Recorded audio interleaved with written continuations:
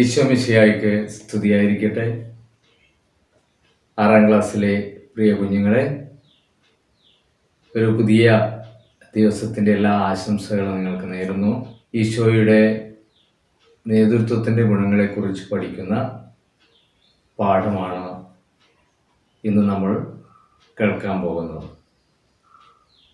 നമുക്കൊരു പ്രാർത്ഥനയോടുകൂടി ഇന്നത്തെ ക്ലാസ് ആരംഭിക്കാം. എല്ലാവരും കണ്ണുകളടച്ച് കൈകൾ ഹൃദയത്തോട് ചേർത്ത് പിടിച്ച് നമുക്ക് ഒരു നിമിഷം പ്രാർത്ഥിക്കാം. പരിശുദ്ധനായ പിതാവേ, എന്നെ ജീവിക്കുകയും എനിക്ക് വേണ്ടി മരിക്കുകയും ചെയ്ത ഈശോയെ, എന്നെ അങ്ങേക്ക് സമർപ്പിക്കുന്നു. എൻ്റെ കുറവുകളും ബലഹീനതകളും സ്വീകരിച്ച് എന്നെ ഒരു പുതിയ സൃഷ്ടിയാക്കി മാറ്റണമേ. ഒരു നേതാവ് എന്താണെന്നും നേതാവിൻ്റെ ഗുണങ്ങൾ എന്താണെന്നും ഞങ്ങൾക്ക് ബോധ്യം നൽകുന്ന ഈ പാഠഭാഗത്തെ സമർപ്പിക്കുന്ന ഈശോയെ, ഞങ്ങളെല്ലാവരെയും അങ്ങ് അനുഗ്രഹിക്കണമേ. പിതാവിൻ്റെയും പുത്രൻ്റെയും പരിശുദ്ധാത്മാവിൻ്റെയും നാമത്തിൽ ആമേൻ. പ്രിയ കുഞ്ഞുങ്ങളെ, മുൻ പാഠങ്ങളിൽ നമ്മൾ രാജാക്കന്മാരെ കുറിച്ച് പഠിച്ചു, പ്രവാചകന്മാരെ കുറിച്ച് പഠിച്ചു. 4 വലിയ പ്രവാചകന്മാരും 12 ചെറിയ പ്രവാചകന്മാരും അവരുടെ നേതൃത്വത്തെക്കുറിച്ച് നമ്മൾ പഠിക്കുകയുണ്ടായി. ഏറ്റവും അവസാനമായി വിശുദ്ധ സ്നാപക യോഹന്നാനെ കുറിച്ച് കഴിഞ്ഞ ക്ലാസ്സുകളിൽ നമ്മൾ മനസ്സിലാക്കി. സ്നാപക യോഹന്നാൻ്റെ വ്യക്തിത്വത്തെക്കുറിച്ച്, അദ്ദേഹത്തിന് ഏൽപ്പിക്കപ്പെട്ടിട്ടുള്ള ശുശ്രൂഷയെക്കുറിച്ച് ഒക്കെ നമ്മൾ മനസ്സിലാക്കുകയായി. താൻ ഏറ്റെടുത്തിരിക്കുന്ന ദൗത്യം വലിയ പ്രതിസന്ധികൾ ഉണ്ടായിട്ട് പോലും ഈശോയ്ക്ക് വഴിയൊരുക്കുവാനായി അദ്ദേഹം ഈശോയ്ക്ക് മുന്നേ സഞ്ചരിക്കുകയായിരുന്നു. പഴയ നിയമത്തെയും പുതിയ നിയമത്തെയും ബന്ധിപ്പിക്കുന്ന പ്രവാചകനാണ് സ്നാപക യോഹന്നാൻ. സ്നാപക യോഹന്നാൻ്റെ വ്യക്തിത്വത്തെക്കുറിച്ചും ദൗത്യത്തെക്കുറിച്ചും നമ്മൾ മനസ്സിലാക്കി. അദ്ദേഹം തിന്മക്കെതിരെ എടുത്തിട്ടുള്ള നിലപാടുകൾ നമുക്കൊക്കെ നമ്മുടെ ജീവിതത്തിൽ ഏറെ പ്രാവർത്തികമാക്കാൻ പറ്റുന്ന ഒരു മാതൃകയാണ്. നമ്മളിന്നൊരു പുതിയ പാഠത്തിലേക്ക് വരുന്നു. എന്താണ് പാഠത്തിൻ്റെ പേര്? ക്രിസ്തു നമ്മുടെ നേതാവ്. ഈശോ ലോകത്തിലേക്ക് വരുന്നതിന് മുൻപ് തന്നെ ഒരു ദൈവരാജ്യ അനുഭവത്തെക്കുറിച്ച് നമ്മൾ മനസ്സിലാക്കേണ്ടതുണ്ട്. ദൈവം ഭരണം നടത്തുകയും സ്വാതന്ത്ര്യവും കൂട്ടായ്മയോടും കൂടി ഒന്നിച്ച് ജീവിക്കുന്ന ഒരു വലിയ കുടുംബ അനുഭവമാണ് ദൈവരാജ്യ അനുഭവം. അവിടെ ദൈവം പിതാവും നാം എല്ലാവരും മക്കളും സഹോദരി സഹോദരന്മാരുമായി ഒന്നിച്ച് വാഴുന്ന അനുഭവം. ഇതാണ് ദൈവരാജ്യ അനുഭവം എന്ന് പറയുന്നത്. കാനാൻ ദേശത്ത് വെച്ച് ഈ ദൈവരാജ്യ അനുഭവത്തിലൂടെ ഇസ്രായേൽ ജനം കടന്നുപോയി. എന്നാൽ അധിക കാലം ഈ ഒരു അനുഭവത്തിലൂടെ കടന്നു പോകാൻ അവർക്ക് സാധിച്ചില്ല. അവർക്ക് അവരുടെ കൂടെയുള്ള ആൾ രാജാവായി വേണമെന്നും അവർ നമ്മളെ ഭരിക്കണമെന്നും നമുക്ക് നമ്മുടെ രാജ്യത്തിനു വേണ്ടി പടവെട്ടണമെന്നും അവരാഗ്രഹിച്ചു. ഇസ്രായേൽ ജനത്തിൻ്റെ ഈ ആവശ്യം ദൈവം അംഗീകരിച്ചു. നമ്മൾ മുമ്പ് പാഠങ്ങളിൽ പഠിച്ചതുപോലെ അവരെ രാജാക്കന്മാർ ഭരിക്കുവാൻ തുടങ്ങി. ക്രമേണ അവരുടെ ഇടയിൽ ശത്രുതയും കലഹങ്ങളും മറ്റുമൊക്കെ പുറപ്പെടുവാൻ തുടങ്ങി. അവരിൽ നിന്ന് ദൈവരാജ്യ അനുഭവം ഇല്ലാതായി. അപ്പോഴും ദൈവം തൻ്റെ ജനത്തോട് അവിടുത്തെ സന്ദേശം അറിയിക്കുവാൻ ആഗ്രഹിച്ചു. ദൈവത്തിൻ്റെ സന്ദേശം ജനങ്ങളിൽ എത്തിച്ചത് എങ്ങനെയായിരുന്നു എന്ന് നമുക്കറിയാമല്ലോ. പ്രവാചകന്മാരിലൂടെയായിരുന്നു ദൈവത്തിൻ്റെ സന്ദേശം, ദൈവത്തിൻ്റെ ആഗ്രഹം, ദൈവത്തിൻ്റെ ഇഷ്ടം ഒക്കെ ജനങ്ങളിൽ എത്തിച്ചിരുന്നത്. പ്രവാചകന്മാരെക്കുറിച്ച് മുൻപാഠങ്ങളിൽ നമ്മൾ വിശദമായി ആ കാര്യങ്ങൾ പഠിച്ചിട്ടുണ്ട്. തന്നിൽ നിന്ന് അകന്നുപോയ ജനത്തെ തന്നോട് ചേർക്കുന്നതിനു വേണ്ടി ദൈവം വീണ്ടും പ്രവാചകനെ അയക്കുന്നത് നമ്മൾ കാണും. പഴയ നിയമത്തിൻ്റെ പൂർത്തീകരണമാണ് പുതിയ നിയമം. നമുക്കറിയാമല്ലോ. 2 സാമുവേൽ 7-ാം അധ്യായം 12 മുതൽ 14 വരെയുള്ള വാക്യങ്ങളിൽ നാഥാൻ പ്രവാചകൻ ദാവീദ് രാജാവിനോട് രക്ഷകനെ വാഗ്ദാനം ചെയ്യും. ദൈവത്തിൻ്റെ വാഗ്ദാനം ദാവീദ് രാജാവിനെ അറിയിക്കുന്നതാണ്. 2 സാമുവേൽ 7-ാം അധ്യായം 12 മുതൽ 14 വരെയുള്ള വാക്യങ്ങൾ. ദിനങ്ങൾ തികഞ്ഞു നീ പൂർവികരോട് ചേരുമ്പോൾ നിന്റെ ഔരസപുത്രനെ ഞാൻ ഉയർത്തി അവൻ്റെ രാജ്യം സുസ്ഥിരമാക്കും. അവൻ എനിക്ക് ആലയം പണിയും. അവൻ്റെ രാജസിംഹാസനം ഞാൻ എന്നേക്കും സ്ഥിരപ്പെടുത്തും. ഞാൻ അവന് പിതാവും അവൻ എനിക്ക് പുത്രനുമായിരിക്കും. സിനഗോഗിൽ പ്രാർത്ഥനയ്ക്കായി ഒത്തുകൂടിയ ജനക്കൂട്ടത്തോട് ഈശോ പ്രഖ്യാപിക്കുന്നുണ്ട്. എന്താണ് പ്രഖ്യാപിക്കുന്നതെന്ന് നമുക്ക് കേൾക്കാം. ലൂക്കായുടെ സുവിശേഷം 4-ാം അധ്യായം 18-ഉം 19-ഉം വാക്യങ്ങൾ നമുക്ക് കേൾക്കാം. കർത്താവിൻ്റെ ആത്മാവ് എൻ്റെ മേലുണ്ട്. ദരിദ്രരെ സുവിശേഷം അറിയിക്കാൻ അവിടുന്ന് എന്നെ അഭിഷേകം ചെയ്തിരിക്കുന്നു. ബന്ധിതർക്ക് മോചനവും അന്ധർക്ക് കാഴ്ചയും അടിച്ചമർത്തപ്പെട്ടവർക്ക് സ്വാതന്ത്ര്യവും കർത്താവിന് സ്വീകാര്യമായ വത്സരവും പ്രഖ്യാപിക്കാൻ അവിടുന്ന് എന്നെ അയച്ചിരിക്കുന്നു. ഇത് ഈശോ പ്രഖ്യാപിക്കുകയാണ് ജനക്കൂട്ടത്തോട്. ഞാൻ ആരാണെന്നും എന്നെ ആരാണ് അയച്ചതെന്നും ഈശോ ജനങ്ങളെ ബോധ്യപ്പെടുത്താൻ ശ്രമിക്കുന്നു. എന്നാൽ തങ്ങൾക്ക് വാഗ്ദാനം ചെയ്ത രക്ഷകൻ തങ്ങളുടെ കൂടെ ഉണ്ട് എന്നുള്ള കാര്യം ജനങ്ങൾ തിരിച്ചറിയുന്നില്ല. ഇന്നത്തെ പാഠത്തിൻ്റെ 1-ാം ഭാഗത്തിൽ ദൈവരാജ്യ അനുഭവത്തെക്കുറിച്ചും ദൈവത്തിൻ്റെ രാജ്യത്വം നിഷേധിച്ച ജനങ്ങൾക്ക് പുതിയ രക്ഷകനെ വാഗ്ദാനം ചെയ്യാനുള്ള സാഹചര്യത്തെക്കുറിച്ചും ദൈവത്തിൻ്റെ വാഗ്ദാനമായ ഈശോ തൻ്റെ ദൗത്യത്തെ കുറിച്ച് സിനഗോഗിൽ വെച്ച് ജനങ്ങളോട് പ്രഖ്യാപിക്കുന്നതുമാണ് നമ്മൾ മനസ്സിലാക്കിയത്. ഇനി ഈശോയുടെ നേതൃത്വത്തിൻ്റെ ഗുണങ്ങളെക്കുറിച്ചാണ് നമ്മൾ മനസ്സിലാക്കാൻ പോകുന്നത്. 33 വർഷത്തെ തൻ്റെ ജീവിതത്തിൽ 3 വർഷമാണ് പരസ്യ ജീവിത പ്രവർത്തനങ്ങൾ നടത്തിയത് എന്ന് നമുക്കറിയാം. സമൂഹത്തിലെ അടിമത്തങ്ങളും ഉച്ചനീചത്വങ്ങളും ഒക്കെ ഉണ്ടായിരുന്നൊരു കാലത്താണ് ഈശോ അവരുടെ ഇടയിലേക്ക് ചെല്ലുന്നത്. ഒരു വ്യത്യസ്തമായിട്ടുള്ള ഒരു ശൈലി അന്നുണ്ടായിരുന്ന നേതാക്കന്മാർ, അന്നുണ്ടായിരുന്ന രാജാക്കന്മാർ, അന്നുണ്ടായിരുന്ന പുരോഹിതന്മാർ, അന്നുണ്ടായിരുന്ന നിയമജ്ഞർ, ഇവരുടെയൊക്കെ ശൈലിയിൽ നിന്നും വ്യത്യസ്തമായിട്ടുള്ള ഒരു ശൈലിയിലൂടെ ജനങ്ങളെ സ്വാധീനിക്കാൻ ഈശോക്ക് സാധിച്ചു. ഈശോയുടെ 4 നേതൃത്വ ഗുണങ്ങളെക്കുറിച്ചാണ് നമ്മൾ ഇന്ന് പഠിക്കുന്നത്.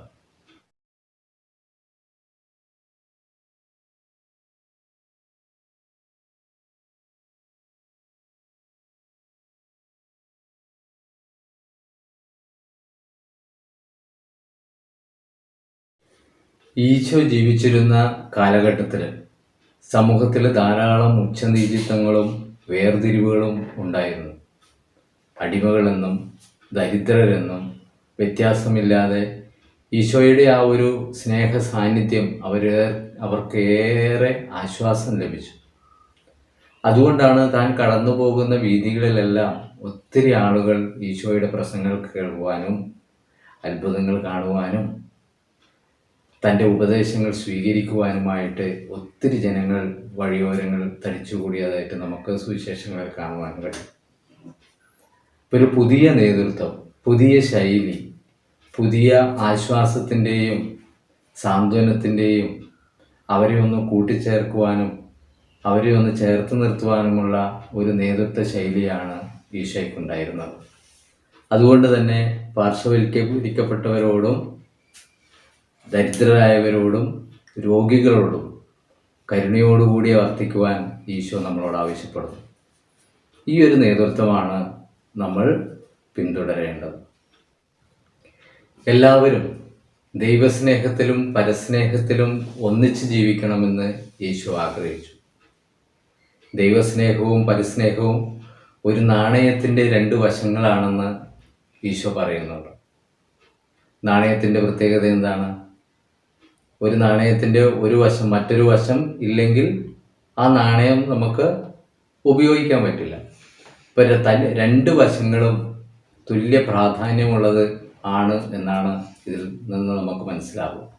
അതുപോലെ തന്നെ നമ്മുടെ ജീവിതത്തിൽ, നമ്മുടെ ജീവിതമാകുന്ന നാണയത്തിൽ ദൈവസ്നേഹവും പരസ്നേഹവും വലിയ പ്രാധാന്യമുണ്ടെന്ന് ഈശോ നമ്മളോട് ഓർമ്മിപ്പിക്കുന്നു.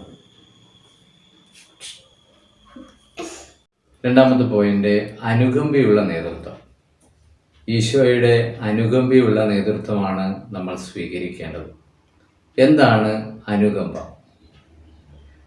മറ്റൊരാൾക്ക് വന്നിട്ടുള്ള ദുരവസ്ഥ തനിക്ക് തന്നെ വന്നാൽ എപ്രകാരമാണോ ഞാനത് ചെയ്യുക, ആ കാര്യം അപരന് ചെയ്തു കൊടുക്കുന്നതാണ് അനുകമ്പ എന്ന് പറയുന്നത്.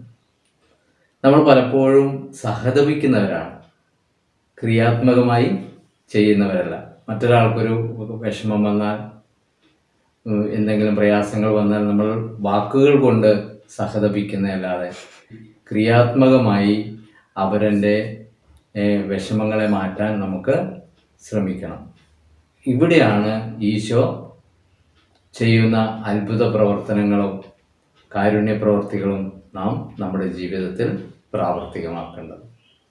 സമൂഹത്തോടുള്ള ഈ അനുകമ്പയുടെ പ്രതിഫലനമാണ് അഷ്ടസൗഭാഗ്യങ്ങൾ.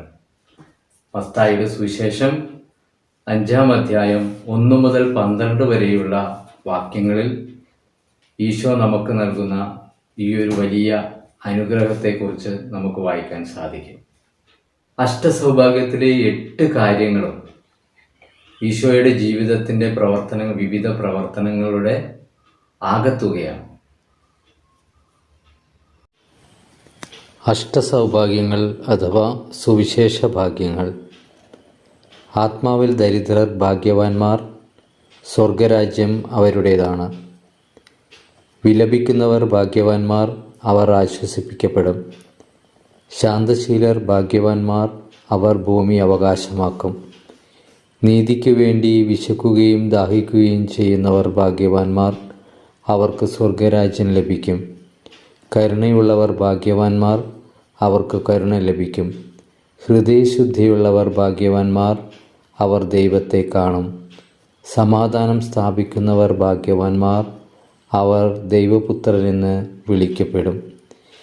നീതിക്ക് വേണ്ടി പീഡനമേൽക്കുന്നവർ ഭാഗ്യവാന്മാർ, സ്വർഗരാജ്യം അവരുടേതാണ്. ഇവിടെയാണ് മനുഷ്യൻ്റെ അടിസ്ഥാന ആവശ്യങ്ങളായ ഭക്ഷണം, വസ്ത്രം, പാർപ്പിടം, അറിവ്, ആരോഗ്യം, ഈ മേഖലകളിലെല്ലാം മനുഷ്യർക്ക് ലഭ്യമാകുന്ന വ്യവസ്ഥിതിക്കായി ഈശോ നിലകൊള്ളുന്നത്. ഗ്രാമങ്ങളും നഗരങ്ങളും ചുറ്റി സഞ്ചരിച്ച് മറ്റുള്ളവരെ തൊട്ടറിഞ്ഞ് രോഗസൗഖ്യവും സുവിശേഷത്തിൻ്റെ അനുഭവവും പകർന്നു നൽകുവാൻ യേശുവിന് സാധിച്ചത്. ഈ ഒരു വിളിയാണ് നമുക്കുമുള്ളത്. മറ്റുള്ളവരെ കാണുവാനും അവരോട് സുവിശേഷം പ്രസംഗിക്കുവാനും അവരുടെ വിഷമങ്ങളിലും പങ്കുചേരുവാനും അവരെ സൗഖ്യപ്പെടുത്തുവാനുമുള്ള വലിയ വിളിയാണ് ഈശോയുടെ നേതൃത്വത്തിൻ്റെ പ്രത്യേകത. ശുശ്രൂഷ ചെയ്യുന്ന നേതൃത്വം. അധികാരം ശുശ്രൂഷയാണ് എന്നുള്ള ഒരു പുതിയ കാഴ്ചപ്പാട് ഈശോ സമൂഹത്തിന് നൽകി. സ്ഥാനമാനങ്ങൾക്കും അധികാരത്തിനും വേണ്ടിയല്ല, മറിച്ച് സ്വജീവൻ നൽകുന്ന ആത്മബലിയാണ് ശുശ്രൂഷ എന്ന് ഈശോ നമ്മളെ ബോധ്യപ്പെടുത്തുന്നു.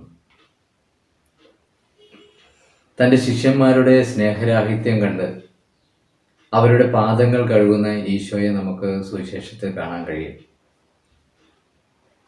അന്നത്തെ കാലത്ത് യാത്ര കഴിഞ്ഞു വരുന്ന യജമാനൻ്റെ പാദങ്ങൾ കഴുകുന്ന അടിമകളാണ് യഥാർത്ഥത്തിൽ ആ കാര്യങ്ങൾ ചെയ്തിരുന്നത്. ഇവിടെ തൻ്റെ ശിഷ്യന്മാരുടെ പാദങ്ങൾ കഴുകുക വഴി ഏറ്റവും ദാസനായിക്കൊണ്ട് ഏറ്റവും വിനയത്തോടു കൂടി മനുഷ്യനോട് പെരുമാറുവാനുള്ള വലിയ മാതൃകയാണ് ഈശോ അവിടെ നമുക്ക് വേണ്ടി നൽകുന്നത്. യേശു കണ്ടുമുട്ടുകയും ശുശ്രൂഷിക്കുകയും ചെയ്ത എല്ലാവരെയും സമൂഹത്തിന് മുഖ്യധാരയിലേക്ക് കൊണ്ടുവരാൻ പരിശ്രമിച്ചതായിട്ട് നമുക്ക് കാണാം. ഉദാഹരണത്തിന് ശിഷ്യന്മാരെ തിരഞ്ഞെടുത്തത് തന്നെ നമുക്ക് അറിയാവുന്നതാണല്ലോ. ഓരോ ശിഷ്യന്മാരെയും എവിടെ നിന്നാണ് തിരഞ്ഞെടുക്കുന്നത്? അപ്പോൾ ഏറ്റവും കുറവുകളുള്ള അല്ലെങ്കിൽ മറ്റുള്ളവരോട് സംസാരിക്കാൻ അപകർഷതയുള്ള ആളുകളായിരുന്നു ശിഷ്യന്മാർ. അവരെ തിരഞ്ഞെടുക്കുകയും ഈശോയ്ക്ക് ശേഷം സഭയുടെ ഉത്തരവാദിത്വം മുഴുവൻ അവരെ ഏൽപ്പിക്കുകയും ലോകത്തിൽ മുഴുവൻ വിശ്വാസം പകർന്നു കൊടുക്കുന്നതിന് ശിഷ്യന്മാരോട് സാധിക്കുകയും ചെയ്തു. അതുപോലെയാണ് നമ്മുടെ കൊച്ചു നേതൃത്വങ്ങളിലൂടെ നമ്മളും മറ്റുള്ളവരെ മുന്നോട്ട് കൊണ്ടുവരേണ്ടത്. ഈശോയുടെ നേതൃത്വത്തിൻ്റെ നാലാമത്തെ സവിശേഷത ജീവൻ ബലിയർപ്പിക്കുന്ന നേതൃത്വം എന്നുള്ളതാണ്. ദൈവപുത്രനായിരുന്നിട്ടും ആ സൗജന്യങ്ങളൊന്നും സ്വീകരിക്കാതെ തൻ്റെ ജനത്തിനു വേണ്ടി കുരിശുമരണം വഹിക്കുന്ന ഈശോയെ മറ്റൊരു നേതാവിലും നമുക്ക് കാണാൻ സാധിക്കും. തൻ്റെ ജനത്തിനു വേണ്ടി, തൻ്റെ ജനത്തിൻ്റെ പാപങ്ങൾക്ക് വേണ്ടി സ്വയം ബലിയായി തീർന്ന ഒരു നേതാവിനെയാണ് ഈശോയിൽ നമുക്ക് കാണുവാൻ സാധിക്കും. പെസഹാ ദിനത്തിൽ ഈശോ വിശുദ്ധ കുർബാന സ്ഥാപിക്കുകയും ഇന്നും അപ്പത്തിൻ്റെയും വീഞ്ഞിൻ്റെയും രൂപത്തിൽ ദിവ്യകാരുണ്യമായി നമ്മുടെ ഇടയിൽ ജീവിക്കുന്നു. ഈ 4 സവിശേഷതകളെക്കുറിച്ചും നമ്മൾ പഠിച്ചു കഴിഞ്ഞു.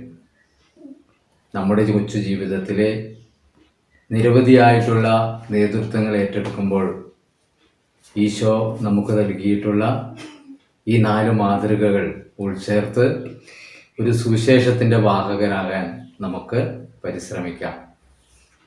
കുഞ്ഞുങ്ങളായ നമുക്ക് ചെറിയ പ്രായത്തിൽ തന്നെ ഇത്തരത്തിലുള്ള നേതൃത്വ ഗുണങ്ങളുള്ള മക്കളായി വളരുവാൻ നമുക്ക് സാധിക്കും. ഈശോ നമുക്ക് നൽകിയിട്ടുള്ള സൗഭാഗ്യങ്ങളെക്കുറിച്ച് നമ്മൾ പഠിച്ചു. അത് നമ്മുടെ എല്ലാ ജീവിത പ്രവർത്തനങ്ങളിലും ഈ അഷ്ടസൗഭാഗ്യങ്ങൾ കൊണ്ട് നിറയുവാൻ സാധിക്കട്ടെ എന്ന് ആശംസിക്കുകയും പ്രാർത്ഥിക്കുകയും ചെയ്തുകൊണ്ട് ഇന്നത്തെ പാഠം അവസാനിപ്പിക്കുന്നു. ഈ ആഴ്ചത്തെ ഹോംവർക്ക് ഈശോ അനുകമ്പ പ്രകടിപ്പിച്ച സന്ദർഭങ്ങൾ സുവിശേഷത്തിൽ നോക്കി, ബൈബിളിൽ നോക്കി രേഖപ്പെടുത്തുക. അതുപോലെ ഈ പാഠത്തിൽ പറഞ്ഞിട്ടുള്ള ചോദ്യോത്തരങ്ങൾ കണ്ടെത്തി ഉത്തരങ്ങൾ എഴുതി നിങ്ങളുടെ ക്ലാസ് ടീച്ചർക്ക് അയച്ചു കൊടുക്കുക. ടെക്സ്റ്റിൽ 79-ാമത്തെ പേജിൽ വിശുദ്ധ ഫ്രാൻസിസ് അസീസിയെക്കുറിച്ച് പ്രതിപാദിക്കുന്നുണ്ട്. ആ ഭാഗങ്ങൾ വായിച്ചതിന് ശേഷം ഒരു അസൈൻമെൻറ്റ് തയ്യാറാക്കി ക്ലാസ് ടീച്ചർക്ക് നൽകുക. ഈ കാര്യങ്ങളെല്ലാം പ്രിയപ്പെട്ട കുഞ്ഞുങ്ങളെ സന്തോഷത്തോടും ഉത്സാഹത്തോടും കൂടി ഈ ഭാഗങ്ങളൊക്കെ പഠിക്കുകയും പഠിച്ച കാര്യങ്ങൾ ജീവിതത്തിൽ പ്രാവർത്തികമാക്കുകയും ചെയ്യുക. നമുക്ക് പ്രാർത്ഥിക്കാം. കാരുണ്യവാനായ സ്വർഗീയ പിതാവേ, ഈ നിമിഷങ്ങളിൽ അങ്ങ് ആഗ്രഹിക്കുന്ന വിധത്തിൽ അങ്ങയുടെ ജീവിതത്തെക്കുറിച്ച് മനസ്സിലാക്കുവാനും അത് ഞങ്ങൾ ഏറ്റെടുക്കുന്ന നേതൃത്വങ്ങളിലെല്ലാം അങ്ങയുടെ നേതൃത്വത്തിൻ്റെ ശൈലിയിൽ പ്രകടമാക്കുവാനുള്ള വലിയ കൃപയും കരുത്തും അങ്ങ് നൽകണമേ. പിതാവിൻ്റെയും പുത്രൻ്റെയും പരിശുദ്ധാത്മാവിൻ്റെയും നാമത്തിൽ ആമേൻ.